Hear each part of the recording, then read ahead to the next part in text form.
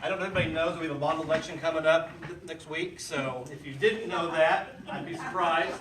But we have the information here. I'm not going to bore you with all the details. I'm sure you've heard quite a bit about it. We really need this to happen this time. We have talked about, we didn't want to run this a second time, but we had some community members come to us and say we'd really like to work this out again. So we met with the community, we pared some of this down. Some of the changes were 2 options, which I'll talk about in a minute for this. There were 2 questions, I should say. And we took this down from 30 years to a 20-year note to pay that off quicker and really focus on what we needed.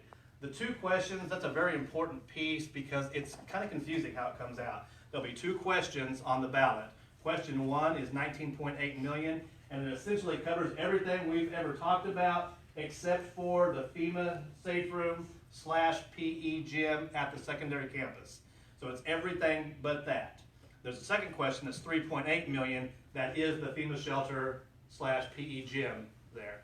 That's a lot of money for a gym. Some people think 3.8 million for a gym, but it's hardened, it's FEMA rated, and every student and every staff member in these facilities will fit into that gym area. Question 2 is contingent upon question 1. So if you want 2 and you really don't want 1, you need to vote for 1 and 2 to get 2. We didn't want to split those into 2 questions, but the community said we want at least 1 option under 20 million, so we went back to the drawing board and came up with this. I think the plan was good. The way the legalese came out on the ballot makes it a little confusing. So we're trying to let everyone know that that's the main thing. You have to vote for question 1 to get question 2 to pass. The other thing I will let you know is we have a come and go event planned tonight. So if you or anybody you know still has questions, I would imagine most people have their mind made up which way they're voting. But we really want people to come out tonight to the come and go event. We'll have different tables set up. The architects will have a table. Crossland Construction will have a table. Piper Jaffray Bond Council will have a table. We have some teachers with a table. We have some community members with a table.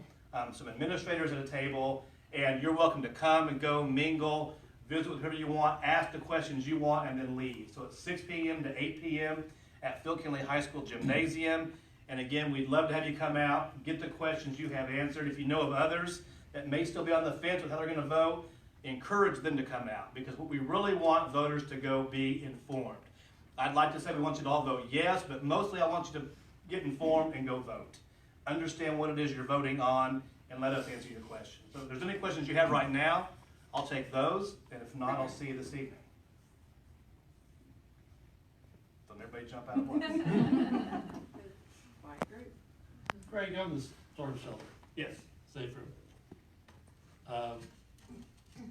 Why could we not do it first and let the others go later? It's a great question. We could. However, we want to make sure, what we've heard from the community over and over again is we love these 2 buildings. We want to make sure these buildings are viable well into the future. If we built a gym on but we didn't do everything else, I don't think it's the right thing to do from my perspective with your taxpayer dollars. We built that gym. That'd be great to have the extra gym there and the safe place for tornadoes and shelter. However, if the buildings fail us, down the road in 10 or 15 years, now we've just spent $4 million of the community money and we didn't really take care of the bones of that building. So we need that building to be viable well into the future in order to have that gym question on it.